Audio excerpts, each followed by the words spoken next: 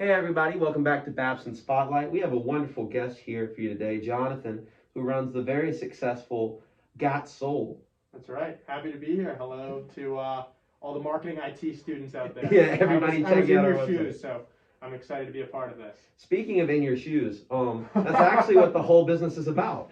So you want to give a little brief rundown of what Got Soul is and kind of what the mission statement is, I suppose. Yeah, sure. So I run a company called Got Soul. We started as Boston Got Soul. I started it when I was in 8th grade, so that's 2013. I was 14 years old. Me and my older brother, he's 2 years older, his name's Joey. We went to a sneaker event. So if you don't know what that is, it's almost like a trade show, but just for sneakers. So think like a car show or whatever it might be, and replace that with sneakers and clothing. And we showed up to one. There was only a couple hundred people. Nothing crazy going on. And I looked at Joey and I said, why can't we do this? So we started hosting these large conventions. It started really small in like an old church in Boston with like 200 people, and we kind of grew it up to a few thousand people. So we have a little over 3,000 people at venues like Gillette Stadium, Harvard, big venues like that. And it's basically like this huge sneaker festival now. We have special guests. We've had Lil Keed, Fat Boy SSE, some NHL Bruins players, stuff like that. Yeah, some big ticket customers. Yeah, we've had some big ticket customers. We do giveaways, contests, auctions. We really make it like a huge experience, really. And obviously, COVID doesn't allow 3,000 people in a room. So it's put on pause for a moment. Yeah. Well, what's kind of been the COVID variation of all this? Yeah, so when COVID hit, we were, like thunderstruck. We had no idea what to do, right? So our big business that we had grown and had done so well was put to zero, right? So we started our own online marketplace. And so what that looks like, it's basically hosted on Discord, and you pay $20 a month to buy, sell, and trade online with no fees. So let's say if someone out there wants to sell on StockX, right? That's like the biggest place people would sell their shoes right now. Yeah. They're going to pay 12% in fees. So if you're selling a $300 pair of Yeezys, you're going to pay $36 in fees. So Which is pretty stout. Yeah, it's pretty stout. So instead of that, if you're a sneaker seller who's selling multiple times a week, you're going to be paying hundreds of dollars in fees, and we wanted to eliminate that, right? So our platform, it's $20 a month upfront, and regardless if you make 100 sales, you don't pay any fees, and that's the big difference maker for people. So Yeah. that's kind of what we're working on now, trying to make an online community out of it.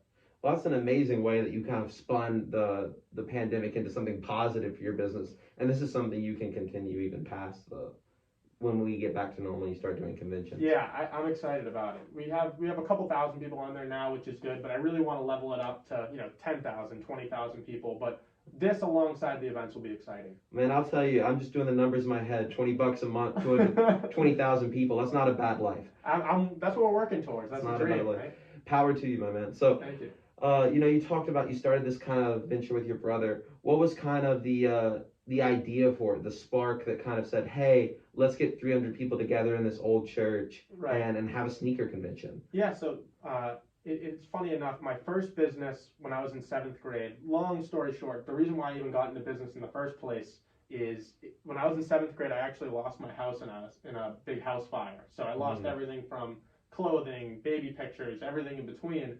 And I'm a big believer that when someone has a tragedy, whether they lose their house or a family member dies or whatever it might be, they look for an escape, right? So mine was sneakers. I wanted every pair of Jordans I could get my eyes on, but I didn't have any money. It's very wise of you at 7 to realize that was a coping at 7th grade to realize that was a coping mechanism. Yeah, that was my coping mechanism. Some people go to sports or school. Mine was shoes. Yeah, fair enough, man. And I had no money to buy them, right? So I started cleaning people's sneakers, $5, $10, whatever I could get, passing out business cards at the mall. And that was my first little business. I did that in 7th grade, and eventually I was like, oh, I want to do something a little bit bigger. So I was pre-ordering sneakers for people. So let's say if a pair of Jordans was coming out, you pay me $40 over the retail price. I pay someone, $20 to stand in line and get the shoe for you and make the kind of margin in between. You're the middleman. I was middleman. And on August 3rd, 2013, the mall security at my local mall in Braintree, actually not far from here, came out and they said, hey, we're not going to allow lines anymore. It's going to be a raffle. So that was good for every other consumer. That wasn't you. But not me, right? That's so tough. that same day, actually, ironically enough, Joey and I went to a small little sneaker event. It didn't have the festival feel and all the cool kind of add-ons that we have, but to the bare bones, it was a sneaker event, right? And I looked at Joey, and I guess, ambitious 14-year-old me was like, why can't we do this? And we kind of turned a small thing that we had no idea what we were doing into, something that's not so small today. So that's the long story kind of told long at what we do and how we got here. Well, that's a beautiful kind of start to it, though. The family feel and really, honestly, ashes to the clout, to fame, Right. if you will. So, thank you. yeah, man, I respect that story. So as you've kind of been running the business, what's been your favorite part of this whole thing? I'd say just being able to do whatever I want and work on my own schedule. I see so many people that kind of, have to work a certain time, and if they want to spend time with family or their friends, they can't. So to be able to work whenever I want. I work best kind at of night. freedom. So my best hours are from like 10 at night to like 4 in the morning. Those are great hours. Yeah, so those are the hours that work for me, and I've been able to build I've been balancing the work-life balance on that. So Yeah. you miss a little bit of sleep, but You miss a little bit of sleep. Other than the sleep, maybe what are some of the challenges that you've had to face going through kind of running this giant sneaker convention and the Discord platform and all that kind of stuff?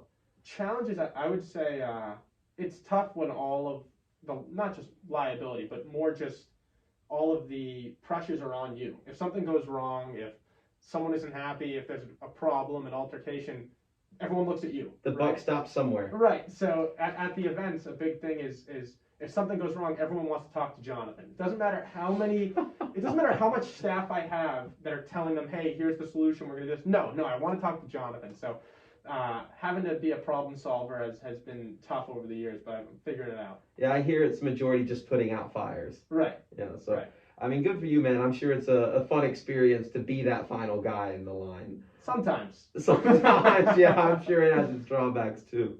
Well, obviously, you're a nice student here at Babson. That's why we got you highlighted in the Babson Spotlight Interview.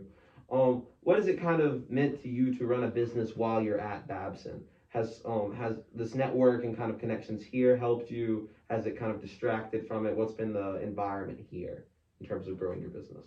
Yeah, I've been passionate about Babson for a long time. So Babson was actually my dream school since I was in the 8th grade. If I didn't get in, right when I started Boston Gut Soul, I kind of knew that I wanted to do my own thing. I wanted to have my own business. Yeah. So since then, I decided Babson was my #1 school, and if I didn't get into Babson, I wasn't coming to college. So it was here or nowhere, and it kind of worked out. So being here since then, it's been crazy. The amount of people I've met that have really just opened my eyes to the different possibilities that we could be. So when I came in freshman year, our business was Boston Gut Soul. We were throwing events with maybe 1,500 people or so, and we more than doubled that in my time here. We quadrupled our social media following, and even obviously dropped from Boston Gut Soul to Got Soul. So I think the biggest thing that Babson has done for me is open my eyes to really how big what I was doing could be, and just really understanding that there's no limits. I've seen so many Babson entrepreneurs do great things, and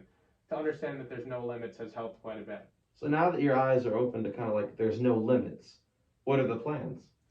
Yeah, so right when COVID allows, when things are, we have vaccines and everything's back to normal, we want to expand our event worldwide. So that's awesome. Boston, New York, Miami, LA, Europe, everywhere. So that's the plan, to really get into that quickly. Hopefully we might be working on some really big marketplace improvements, growing that base a lot. So I think that 1-2 punch of the online and in-person thing will be huge coming post-COVID. Yeah, and I wish you the best of luck as you go forward trying to expand your business on an international scale, globally. Is there anything that you'd like to say in like a parting words to the listeners at home? Yeah, sure. I know most of the listeners here are Babson students, so I would say really take advantage of the Babson network. And I know that sounds kind of cliche, but there are so many cool people out there. If you're interested in fashion, there's so many fashion people. If you're interested in manufacturing, there's tons of manufacturing people and so forth. So go take advantage of that Babson network. Don't just say you're going to get to it because eventually you're a second semester senior and want to do more like I have. Even though I've done a lot and I'm proud of that, you always want to do more. So go meet people, make every day count here, and being a Babson student is really, it's a privilege. So go take advantage of it, I'd say. That's an awesome perspective and great advice. So thank you so much for coming on. You've been a wonderful guest and really enjoyed getting to hear more about your business. Yeah, thank you so much. I'm happy to help. Thank you everyone for listening. Check in next week to see who's in the spotlight. Or I guess tomorrow, we're almost out of business.